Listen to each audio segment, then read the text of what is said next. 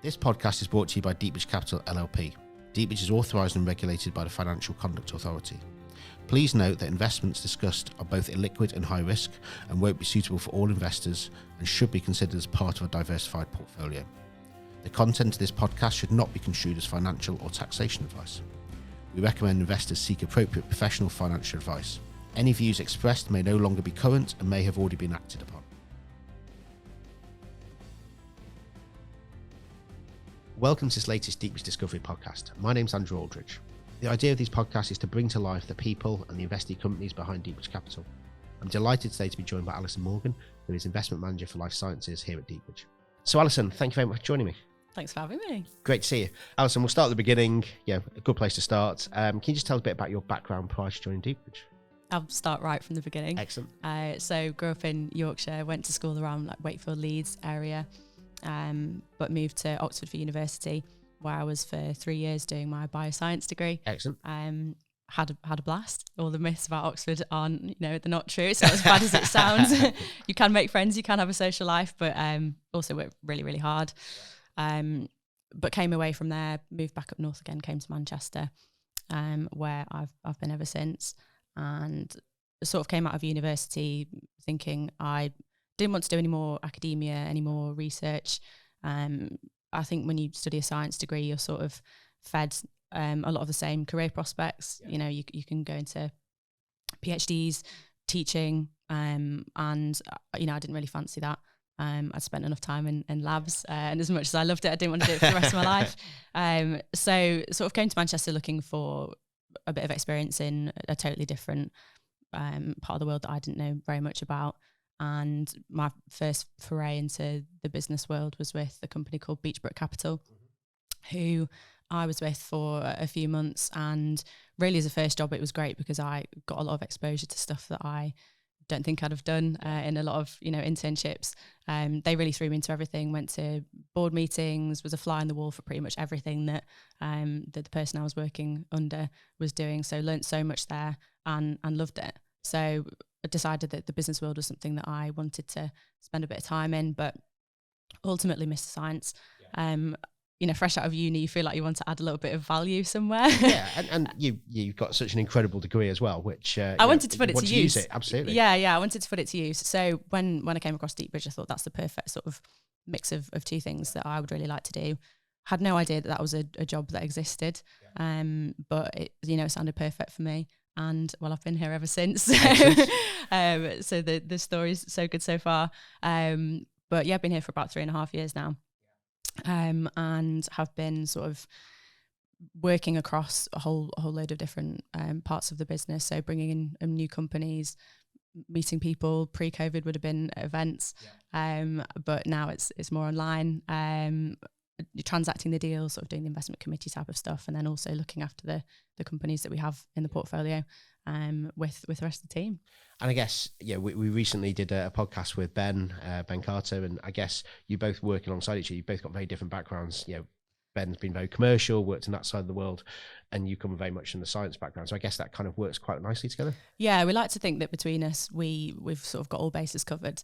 Life science is such a broad term, and some of the things that maybe I feel I understand better, I'll spend more time with, and those that Ben things feels like the big words and things like that. the big long words, the science that needs translating, I can do. But so Ben's got the commercial side and the digital health side, whereas I quite like spending a bit more time in the sort of the heavy sciencey stuff.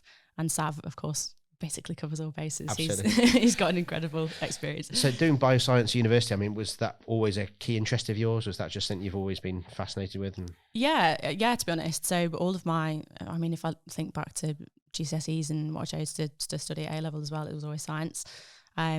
Enjoyed the other subjects, but not so much, and was just basically drawn to what I was better at, which was at the time science. I liked the at university as well, the sort of lifestyle that it could get you. I did a lot of really cool, interesting research projects where, I wasn't sat in a library reading books. I was chucked out in, I went to the Bahamas for 3 months that's not a bad place to be. That's slightly better than the library, I think. Yeah, that was a good choice for me to do my research project over there. And I thought about medicine. That was something that definitely crossed my mind, again, because it was a career that people sort of understand and know about. Everybody has had an experience going to the GP themselves, they understand it. Same with like a vet. So I did some work experience in that, but decided that wasn't for me. The lifestyle's not for me. No, that's good. And you enjoying the commercial side of it, and that kind of fits in nicely with. I think it's something where you still feel like you can make a lot of a difference. And even if you're not the person in the lab who's creating the science and has come up with the science himself, and you're not the person that's necessarily using it, you're not the doctor that's treating people with these new inventions, you're still facilitating that and innovation, grow and develop. Excellent. Good. Yeah. So when you're kind of looking at early stage companies and looking to bring them into the portfolio, kind of what are the key things you look for in those companies? I'll try not to repeat what Ben said. I don't know what he has said, but we obviously have a very similar outlook because we're looking at the same sort of opportunities. But I mean, first and foremost, we, aside from all the, the market, the trends, the team, all that sort of stuff, I think what we do at Deepbridge is make sure that when we bring a company in, we feel like we're the right partner for them. So a lot of the conversations early days are about how much money do you need? Can we provide that for you? Is it going to get you to a value inflection point where you can start having conversations with other investors? Do we feel like we've got the expertise in the team or within our network to provide that sort of board mentorship and help them grow in the way that they want to? Do we understand what it is they're doing? So that's sort of where we start really. But beyond that, when we get a bit deeper into the DD, we're looking at things, probably primarily the team. So when we bring companies into Deepbridge, most of them we bring in at SEIS stage where they have that first 150k, and really at that point there's rarely any revenues, especially in the life science world. I guess SEIS is a great testing ground, I guess. That's how we see it. That's exactly how we see it. We see the sort of first 150k as being the best due diligence that you can do, which is spending some time with a team where you really understand their business plan because you've been to a couple of board meetings with them and you can see how they track against what they've set out. You get to know the guys that are running the business and you understand them as people. A lot of stuff at VC level is really about the people and the team because there's little traction. A lot of the stuff that we do is sort of pre-seed and pre-proof of concept even. So sometimes it's an idea that somebody's had and what you're backing is the team rather than the product at that stage. And I guess it's identifying, again, kind of where that fits into the market and actually is there a commercial market for that and how that would work, I guess, and kind of trying to almost predict the future in that sense. Yeah, which is difficult, but I think that's something that the companies would always have to think about themselves and sort of almost pitch to us. And because we are in around the space, know the space quite well, we sort of can tell when somebody's done their research. And what we do say is, as much as we're life science experts as a team, we're not the people that have developed the science. Somebody with a PhD in a very niche area of whatever it is they're doing will understand that way better than we can, but we can understand the way they think and we can sort of look at them as a person and say, is this going to be a good leader? Have they got the qualities of a founder or a CEO that we think means they're going to be successful, means they're going to be able to grow the company? So it's almost kind of going back to school of kind of show us your workings. Yeah. If you can show you the workings, you can assess kind of how they've come to that conclusion, I guess. Yeah, a little bit. And so team's definitely something that we spend a lot of time looking at, but also, like you say, the market. A lot of the life science and healthcare markets are big $1 billion markets anyway, but that is something that we sort of say is we would only look at something if it is a global $1 billion market where there's lots of opportunities for them to sell into various different places. But also, and if we think about some of the companies that we have brought into the portfolio, the tech that they've developed, is it usable across a number of different markets as well? So the same core technology, the same base technology, they might start doing cancer diagnostics for a particular type of cancer, but can it be used for diagnosis of a different type of cancer? So you're not limiting your kind of growth potential, I guess. Yeah, exactly. And you want to make sure that the focus is really on what your special offering is, what your sort of niche ability is and where your competitive strength is. But you want to see a founder also that looks quite far into the future and says, where could this go if I can grow it into what I want it to be? How many markets can I get it into?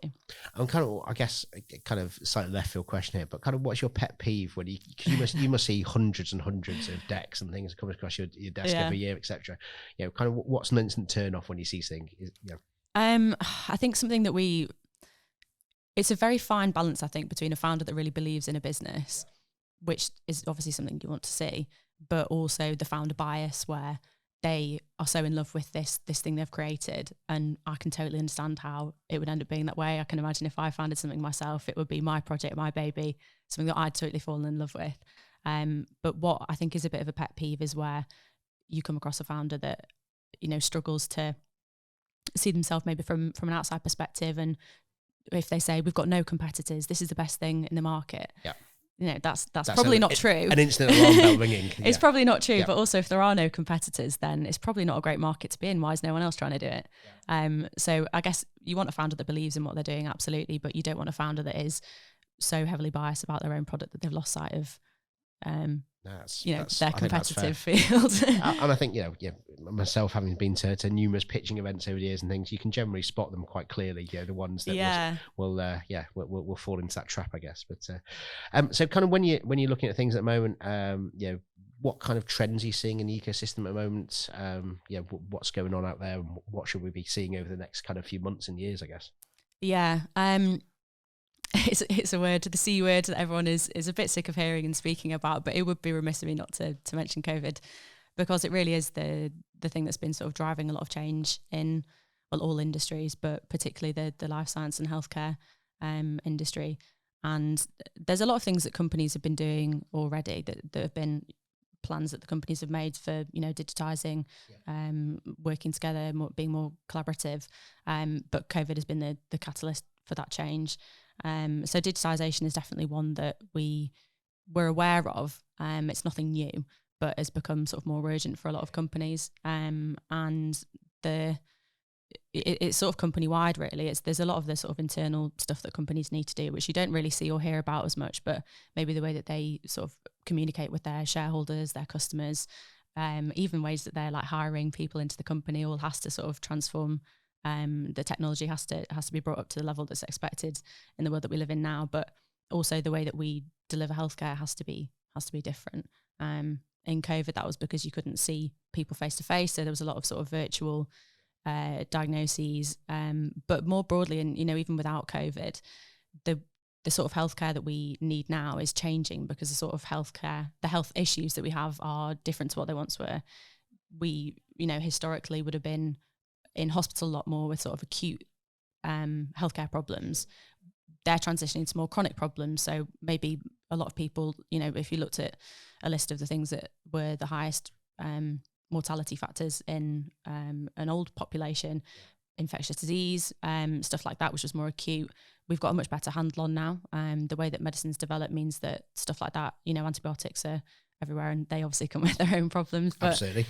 Infectious disease and the acute stuff is seen less and less often. What we do see more and more often is the chronic problems. So a digital solution is perfect for something like that, where you're not having to be face to face with a healthcare provider all the time. You can be managed remotely, and it can be managed remotely and sort of on a less intense but sort of more frequent basis.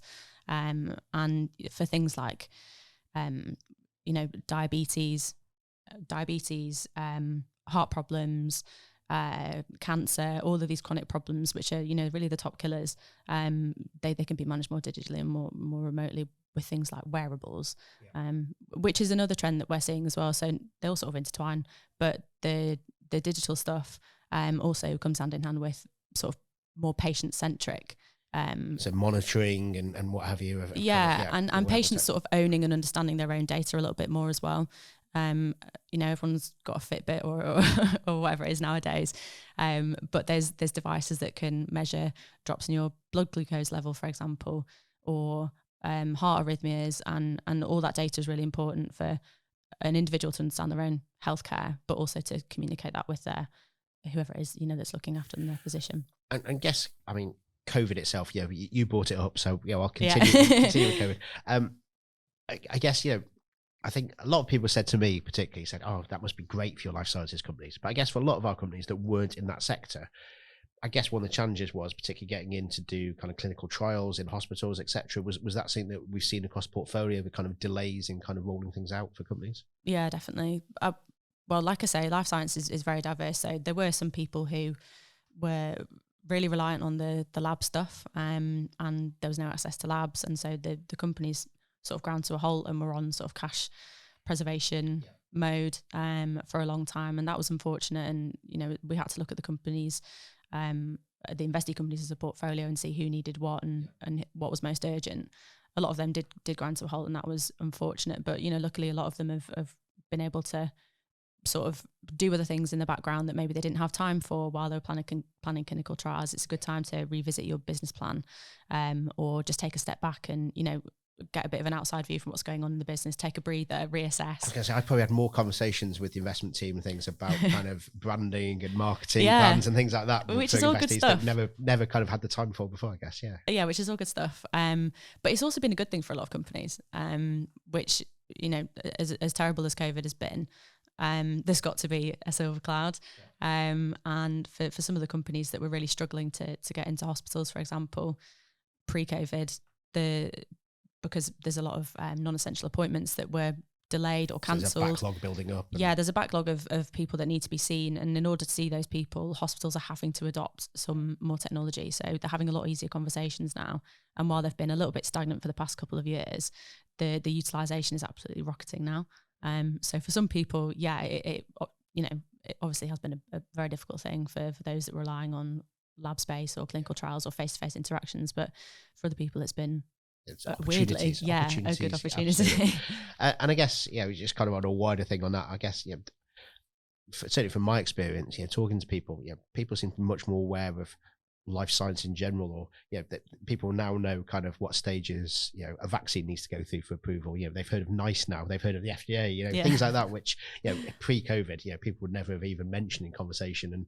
And I guess that's kind of, good thing for you guys, that people are more aware of kind of what you guys do, I guess. Yeah, no, absolutely. I think it makes stuff that we've found hard in the past, you know, communicating with our investors, what's going on with the company, has been quite difficult. And some of the stuff that I was involved with was sort of translating, you know, the science into something that sounded exciting, but, you know, sort of speaking out in layman terms, it is tricky. Like, translating science is difficult, because often the really exciting stuff is the stuff that's difficult to explain. Yeah. Which is probably the same problem that founders have when they come to pitch to us. True. But no, it's great for us. And I think, you know, we've seen a lot more investment into life science as well, not just at Deepbridge, but as an industry, which is really positive and it's exciting. And it's something that's needed a lot of funding for a long time, because a lot of the things that we fund are so capital intensive. They do need a lot of money. It's amazing what a global pandemic does to focus the mind, isn't it? Yeah. So kind of, we've kind of talked about some of the challenges of COVID and things. Yeah, other than kind of COVID specific challenges, kind of what other challenges do kind of startups and growth companies that you work with face as they're kind of trying to scale? Well, if you were to ask a founder or ask a company, the first thing they'd say would obviously be funding. And you know, there's truth in that is probably the first thing that a founder would have an issue with, is what we call the valley of death. So there's a lot of capital around, and there's a lot of grant funding and a lot of early stage funding, pre-seed funding available. Right at that outset, kind of getting the company off the ground to start with. Yeah, you know, a lot of them come out of universities as well, and they've sort of got their own funding options a lot of the time. There's a lot of incubators, accelerators, that type of thing that can get you off the ground. But where companies often fall flat is when they've started operations, but they're not yet revenue generating, for example. So they've sort of exhausted their supply of very early stage investors, but they fall into the valley of death, where there's not a lot of investors around in that sort of middle space between seed and maybe Series A funding. I guess that's where the enterprise investment scheme in particular comes in the UK. Which is great, yeah. So we come across a lot of those companies, and Deepbridge does sort of sit in that valley of death space. And there's a few others, which is, you know, you say what can we do about that? Collaboration, I think, is the best thing that you can do. And that's another, actually relating to the previous question, that's another trend that we've seen through COVID. People have seen it work for people that made the vaccines. You know, a good company, a successful company, knows what its strengths are and knows where it needs to outsource something. And in the same way, we collaborate as investors quite a lot in that space. Or, you know, you can collaborate with perhaps a different investee company in that same space who can fill out some of the gaps that you need filling, a bit of a sort of a mutual, a symbiotic relationship where you might not need capital. Using big words again, Alison. Yeah. You might not need capital to get you to that next stage. Yeah. Collaboration in the form of the incubators or accelerators that we've got, which actually the Northwest is really good for, particularly for the science. You know, we've got SciTech Dalsbury, we've got Alderley Edge, we've got, you know, a good few of them around here. And that collaboration space, I think, is really important for helping those companies through that period of sort of, you know, difficulty finding funding. I was recently on a call with a couple of our investee companies and a couple of people from kind of within the ecosystem in the Northwest, and we were talking specifically about that kind of why the Northwest in particular, if the UK has got that kind of ecosystem, if you like, of collaboration where, like you said, Oldley Park, SciTech Daresbury, Manchester Science Park, you've got universities chipping in, you've got the hospitals chipping in, etc. You've kind of got this kind of ecosystem of support, and I guess there's other good funders out there, kind of alongside us, but we're kind of a small part of that jigsaw, if you like, I guess. Yeah, no, we definitely are. I think there's a lot to be said for the universities that we've got up here as well. We've got some really strong universities where, I can't remember the stats, but there's definitely something about the number of award-winning students that have come out of northern universities versus those in the Golden Triangle, the Cambridge, London, Oxford, moving down south. There's loads of good science, there's lots of funding, and I think there's also a bit of an attitude of, if you're a bit of an underdog, group together, collaborate and help each other out. And I think that's super important to a company at an early stage.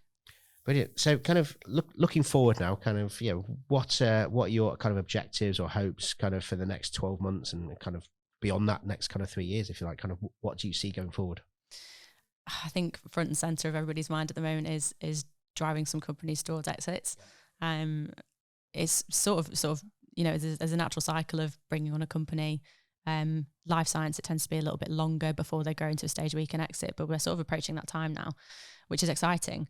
Hard work. I was going to say, and knowing some of those companies, there's some really exciting stuff going on in some of those companies. Yeah. There is, there definitely is. And so that's front and yeah, something like that. Yeah. something of everybody's mind at the moment. And so that's what we're working towards. And I'd like to see that sort of from a personal perspective as well. I have done a lot of sort of bringing early stage companies on. That's where I spent a lot of my time in my first 3 years here, and I'd like to spend a little bit more time with the really exciting stuff at the other end. Yeah, I think they're getting there as well. I think there are some really exciting things going on, aren't there? There's conversations being had, which is really exciting. And something else I'd like to see is the companies that I did bring on early stage grow to that stage themselves. Absolutely. Yeah. Like a proud mother. Absolutely. I think that's always part of the kind of that relationship with those companies, isn't it? The ones you look after and the ones you bring on and then work with going forward. You need to be careful not to let that sort of emotional attachment to a company drive you too much. You need to remove yourself and make sure that you're making the right decisions. I was talking about the founder bias thing. Exactly. It's the same for the manager. Yeah. Exactly. Yeah. Be careful that you don't get too invested in any one company just because that's one that you find particularly exciting or you love the management team or whatever it is. But yeah, it's difficult not to get too carried away. There's definitely some that I would really like to see do well. Yeah, good. So one of the purposes of these podcasts as well is just to bring a flavour of the people behind Deepbridge and kind of what we do, etc. So can you just kind of give us a quick overview of kind of you away from work, kind of what do you do, what are your interests? What do I do? How do I spend my time? I'm big into health and fitness, always have been. Did a lot of sport and athletics in particular when I was younger. So big into sort of weight training, all that side of stuff. I think maybe that's the science person in me as well. Maybe. Lots of reading it's all around. Interlinked. What works? What do I need to do to get stronger, to get faster, all that kind of stuff. So health and fitness is how I spend a lot of my time. But also, and maybe controversial, I also like eating. Love cooking, love hosting dinner parties. As long as you got the health and fitness bit as well, that's okay. Yeah. It's all about balance. Absolutely. So I love hosting a dinner party. I love cooking dinners, getting people around table, learning new recipes.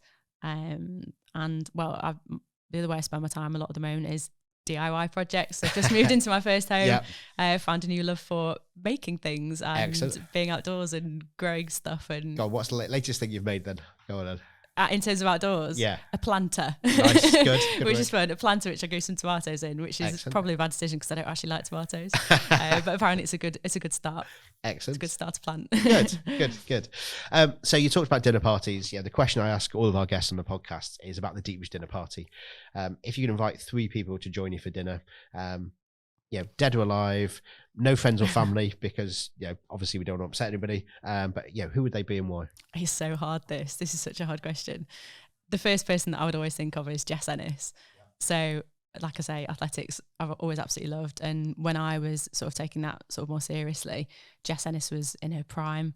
She's my sort of sporting icon. She's a Yorkshire girl and as well. She's also a Yorkshire girl, in Sheffield. So a northern sporting girl who I would love to meet. I've hope to bump into her one day in Sheffield, but it's not happened just yet. So I'll have to invite her to a dinner party. Fair enough. She would be my first choice.